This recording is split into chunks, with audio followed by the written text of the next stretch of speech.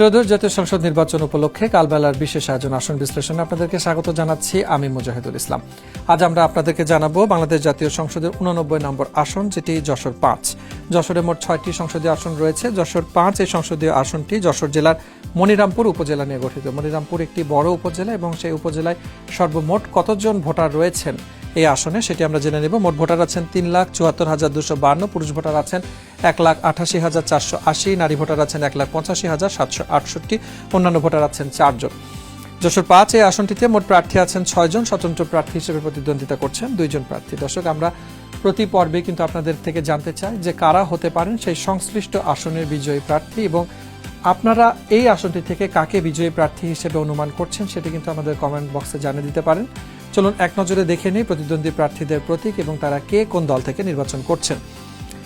যশোর 5 এই আসনটি থেকে রশিদ আহমেদ বিএনপি থেকে ধানের শীষ প্রতীকে নির্বাচন করছেন। গাজী এনামুল হক 11 দলীয় জোটের পক্ষে বাংলাদেশ জামাতে ইসলাম থেকে দাঁড়িপাল্লা প্রতীকে নির্বাচন করছেন। জয়নাল আবেদিন বাংলাদেশ ইসলামী আন্দোলনের পক্ষে হাতপাখা প্রতীকে নির্বাচন করছেন। কামরুজ্জামান স্বতন্ত্র প্রার্থী হিসেবে ফুটবল প্রতীকে নির্বাচন করছেন। শহীদ মোহাম্মদ ইকবাল হোসেন স্বতন্ত্র প্রার্থী হিসেবে কলস প্রতীকে, এম এ হালিম জাতীয় পার্টি থেকে লাঙ্গল প্রতীকে প্রতিদ্বন্দ্বিতা করছেন।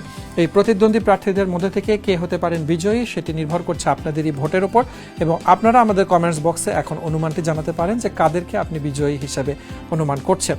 1991 থেকে 2024 এই নির্বাচনগুলো বাংলাদেশে যেগুলো অনুষ্ঠিত হয়েছিল সেই নির্বাচনের ফলাফল আমরা প্রত্যেক পর্বে আপনাদেরকে এক নজরে দেখিয়ে দিয়ে থাকি।